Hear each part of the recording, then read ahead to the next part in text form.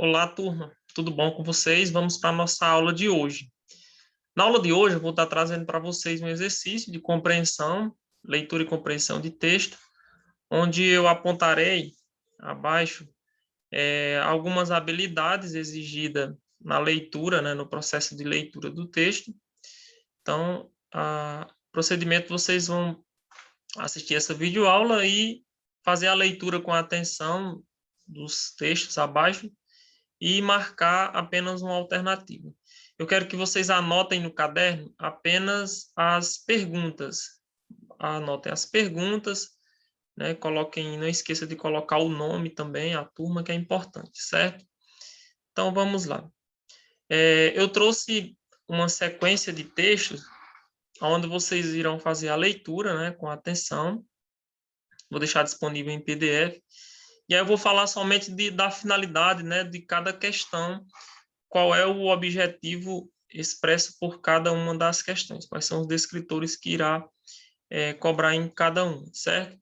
Por exemplo, essa primeira questão aqui, pessoal, ó, finalidade do texto. Então, após a leitura do texto, né, Rainhas da Matemática, acima, vocês irão marcar a alternativa que indica a finalidade do texto.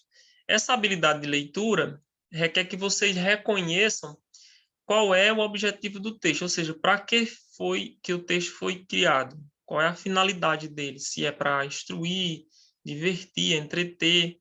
Todo texto ele tem um propósito ao ser criado.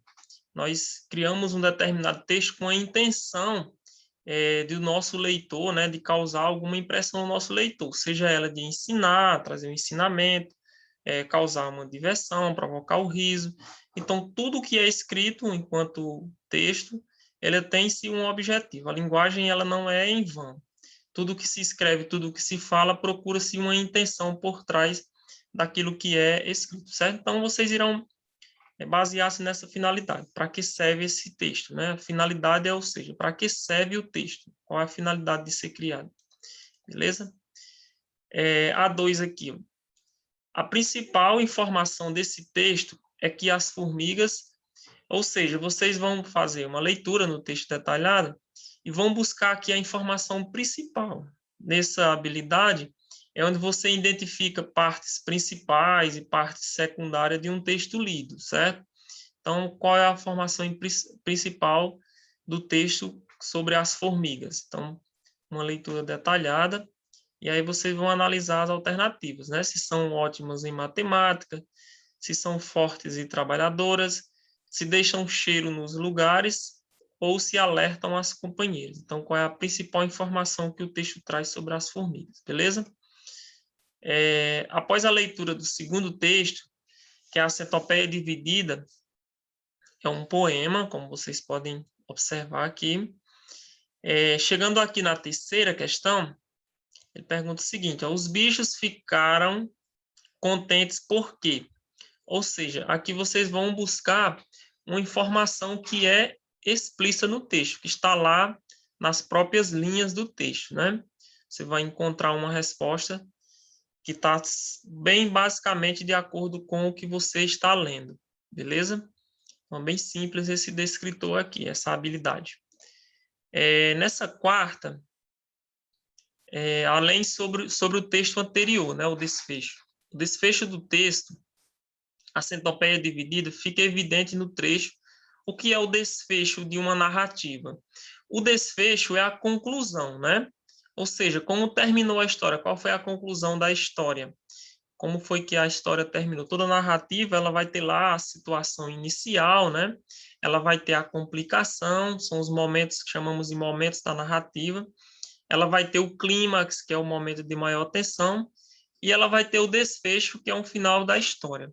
Se eu for dar um exemplo aqui de uma narrativa, né? A gente vai lembrar de uma novela, que são fatos mais da narrativa. A novela, se você assistir o primeiro dia, aprender o nome dos personagens, você assistir lá os últimos capítulos, não precisou você perder tempo assistindo aquela novela, porque você vê os personagens, você vai ver qual é o conflito, quem vai ser o mocinho, quem vai ser o vilão daquela determinada novela, aprender os nomes do personagem, e aí você vai ver que no último dia da novela é que vai acontecer o desfecho, né?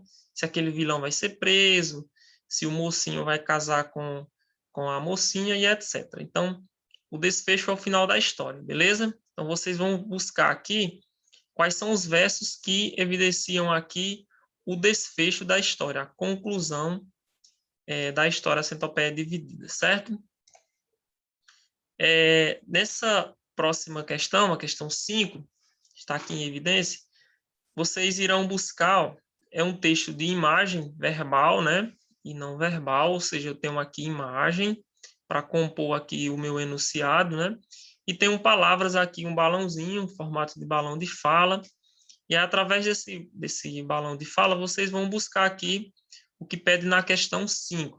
Que ele vai dizer assim, no trecho, que doido, que eu deixei aqui em negrito. O uso dos pontos de exclamação sugere qual é essa habilidade aqui que eu quero de vocês? Que vocês reconheçam, né, qual é o valor, ou seja, qual a importância, porque a utilização aqui desses pontos de exclamação, esses 2 pontinhos de exclamação. Então, qual é a função? Para que é que foram usadas no texto, certo? E aí vocês vão buscar aqui nas alternativas.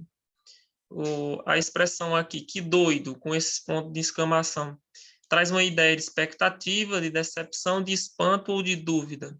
Observa sempre a imagem, né, que vai corresponder também, ajudar na compreensão do texto, esse tipo de texto que vem com a parte verbal e não verbal, beleza? Próxima questãozinha, pessoal, ó, eu trago aqui outro texto de imagem, né? Vocês vão também observar a imagem e ver em relação a uma das falas do Mosquitinho aqui, que ele diz assim, ó, não se preocupe, em período de chuva, nosso emprego está garantido. Então, aqui, nessa questão, qual é a habilidade que eu quero de vocês? Que vocês identifiquem os tipos de linguagem evidenciada, né, pelos locutores, no caso da tirinha. Vamos falar um pouquinho de linguagem, tipo de linguagem, mais à frente, mas aqui eu já trouxe um pouquinho para a gente conversar. Então, assim, no discurso, nós utilizamos, né, diversas formas de nos comunicar, e isso, ou seja, a relação social da pessoa, né, do meio, é o que vai exigir um tipo de linguagem diferenciada de uma forma para outra. Por exemplo, a linguagem utilizada num grupo de amigos é diferente de você utilizar a linguagem, né, com o seu diretor, com o professor. Então, as palavras, a escolha das palavras para combinar as falas e os dizeres, elas vão determinar pelo tipo de situação. Então, por exemplo, na oralidade, eu posso utilizar algumas expressões que não é conveniente no uso da gramática. Então, por exemplo, a palavrinha tá, ela tá aqui uma forma reduzida, né? Que seria aí a correspondência da palavra estar. Então, é um uso de marcas da oralidade que nós utilizamos no nosso dia a dia também, porém, em textos escritos, isso só pode acontecer se for uma maneira onde você está trazendo aí a fala de um personagem, né? E esse personagem esteja mostrando uma passagem de fala no texto. Porém, essa linguagem não é errada, né? A linguagem formal não é errada, porém, ela tem que ser adequada ao tipo de contexto. Então, nós temos alguns tipos de linguagem, né, que foram definidas dentro desse estudo da comunicação.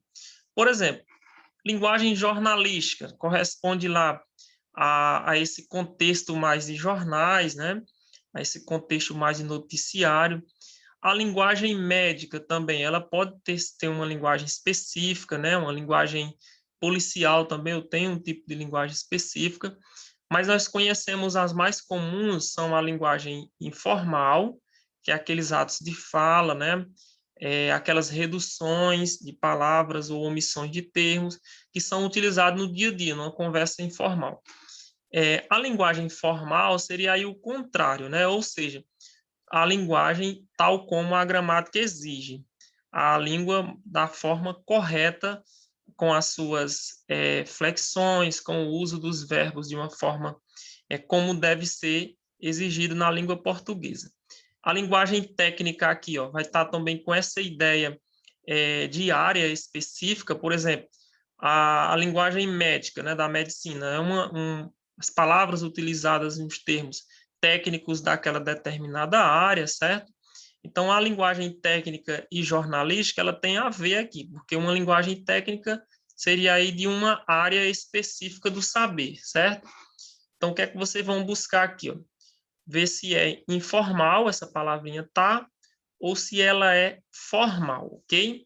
Isso aqui a gente vai trabalhar uma unidade específica sobre esse assunto, a linguagem, os tipos de linguagem, certo? Pronto, então são essas 6 questãozinhas. Vocês anotam só as perguntas e marcam as alternativas corretas, certo?